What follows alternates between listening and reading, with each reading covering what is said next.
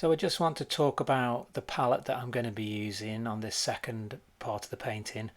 All of the colours are Winsor & Newton artist grade paints, apart from the transparent oxide red, which is Rembrandt.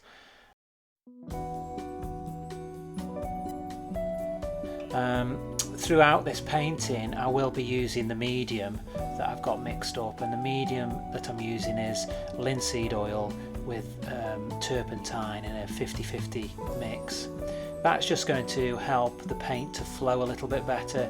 It also helps when I'm doing things like this, where I'm going to paint on and then do a graduation across the background. I'm going to do quite a bit of blending in this part of the painting now, and having that extra oil content in the paint just allows you to mix it up easily. So I've speeded this up. I've just mixed in some raw umber with that original mix just to darken it, and that's going to be blended together with the lighter part of the background in a moment. And correct the drawing, you'll see later on in the video how I do some alterations to the shape of the lemons. Throughout this video I'm going to be working on edges, and I'll work back and forth between the values on either side of the edge. I'm just blending in the two areas. They're not blending particularly well at the moment, and I think the paint isn't probably thick enough actually to mix together. In fact, you can see it's pulling some of the paint off where the two areas of colour meet. So I'll probably have to put a little bit more on there and then blend it together. Here we go, I just add a bit more paint to it, thickens it up, and it will allow me to blend it in now.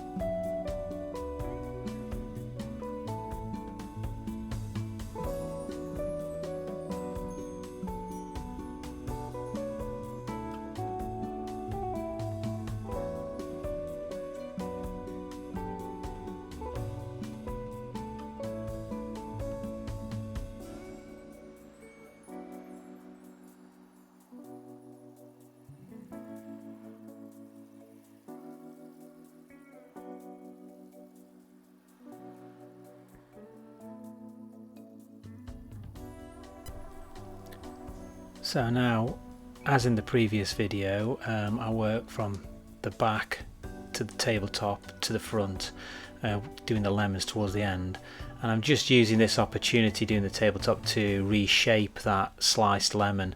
I wasn't quite happy with the drawing of it in the first instance, and that combined with the fact that I had to keep on replacing the sliced lemon as they kept drying up. I did this painting over a couple of days and the lemon had dried up, so that was replaced.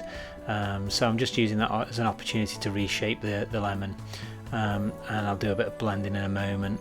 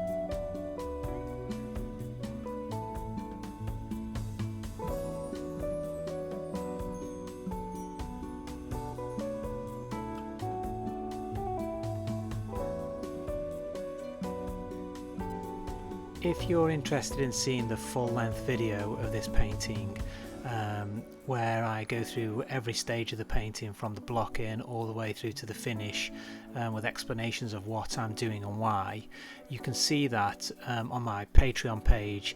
You just need to click the link below and subscribe, and you'll have access to that video along with others and other content.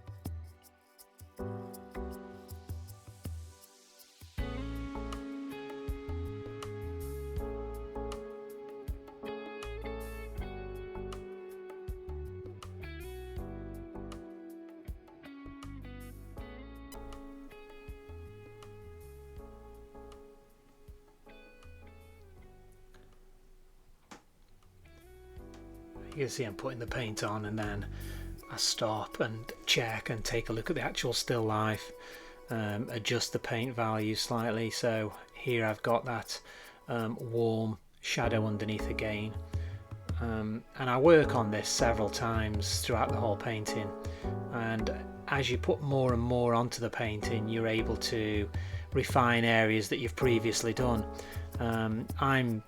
I'm somebody, I have to work all over the painting. I don't sort of stay in one area and get an area finished to a high level.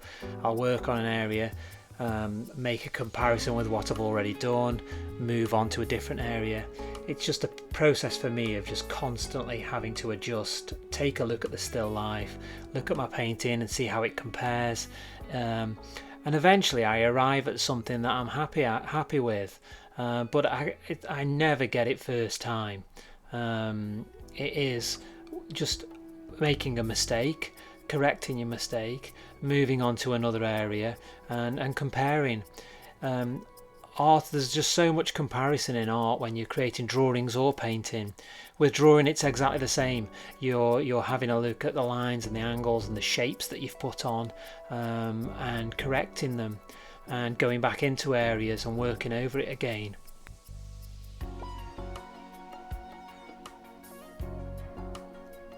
I think knowing that you've made a mistake, knowing that you've got something wrong is the key really, in creating something that's accurate.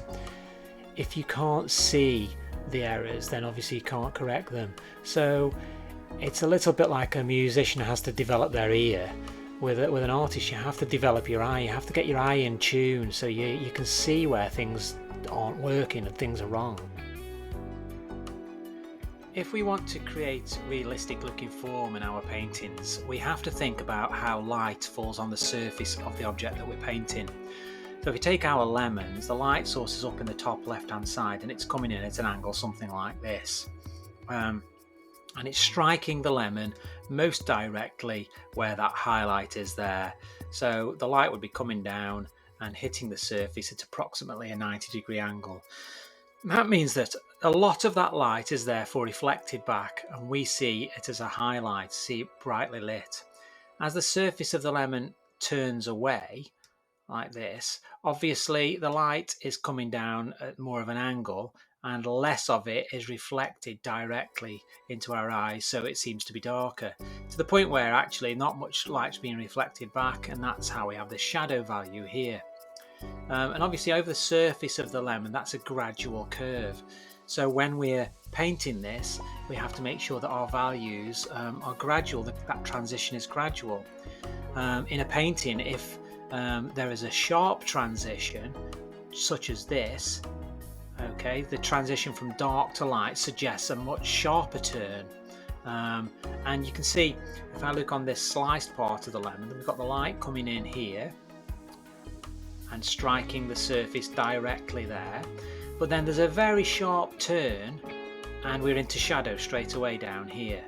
And this is why edges are so important. By the way you control edges controls how we visualize a form, the surface of a form. The last thing I want to talk about is this area here. You can see that this area here on the right hand side of this lemon is slightly lighter value than this shadow area here. And what's happening there is some of this light's coming down from the same direction, but then it's bouncing back off either the tabletop or the surface or something over on this right hand side, and we're getting a reflected light here. Just important to note that the reflected light is never ever anything like as bright as the local colour even, or the highlight. Sometimes people tend to paint that a little bit too bright. It is brighter than the shadow obviously, but nothing like this.